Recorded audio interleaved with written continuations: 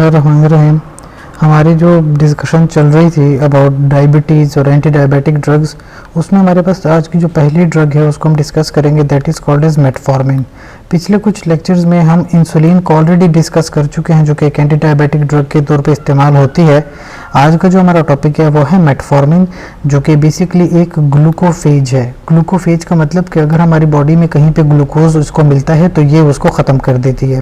तो हमारे पास tablet form में ये अवेलेबल है, कोटेड टैबलेट्स होती हैं जो कि आपको यहाँ पे पिक्चर में दिखाई दे सकते हैं मेटफॉर्मिन की।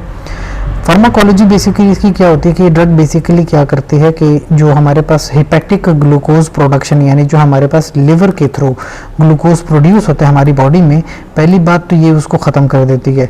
फिर जब आप खाना खाते हो और खाने के दौरान जो आपकी ग्लूकोज होती है आपके खाने में, उसको एब्जॉर्ब होने नहीं देता, यानी आपको उस ब्लड में वो ग्लूकोज नहीं जाती बिकॉज ऑफ द ड्रग।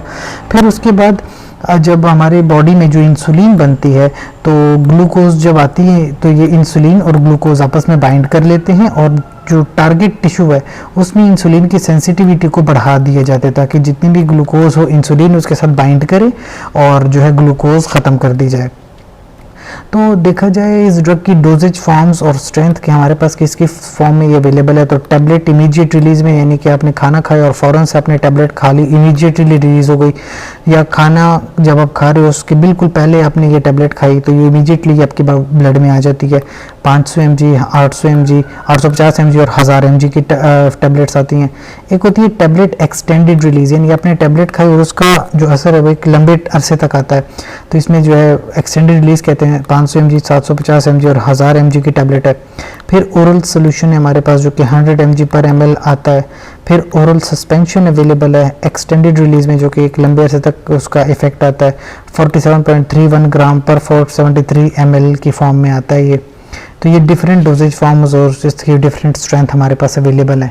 फिर जो मेन चीज़ जो कि क्लिनिकल यूज़ है या इंडिकेशंस जिसको हम कहते हैं कि क्लिनिकली ऐसी कौन सी प्रॉब्लम है जहाँ पे हम मेटफॉर्मिन को इस्तेमाल करते हैं, तो वो है डायबिटीज़ मेलाइटस टाइप 2, यानी जो टाइप 2 डायबिटीज़ मेलाइटस है इसमें बेसिकली क्या होता है कि इंसुलिन की प्रोडक्शन में कोई मसला नहीं होता।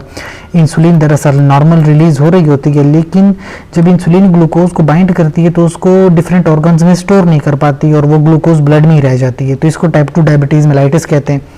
तो इसमें as an adjunctive therapy to the diet, यानी पहली चीज़ हमने डाइट का ख्याल रखना है, पहले अपनी डाइट रखनी है, उसमें अपने ग्लूकोज का इस्तेमाल नहीं करना और उसके साथ साथ फिर आप ये ड्रग दे सकते हो।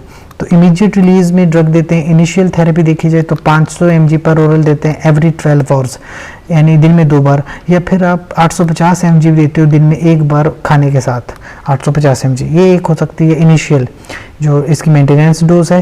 फिर वो 1500 से 2550 mg पर डे के हिसाब से देते हैं, लेकिन इसको आप या तो 8 घंटे के बाद या 12 घंटे के बाद आप इसको डोज को डिवाइड करते हैं, नहीं कि या तो दिन में 2 बार आप खा सकते हो या दिन में 3 बार खा सकते हो, लेकिन एक रेंज है 1500 से 2550 तक, और विद मील आप ये ले सकते हो।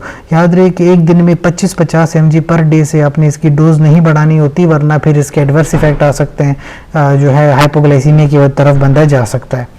तो that was the drug metformin, जो कि एक सॉल्ट की form metformin hydrochloride, that is a Glucophage drug, यानी ग्लूकोज को ये हमारे ब्लड से ख़त्म करती है।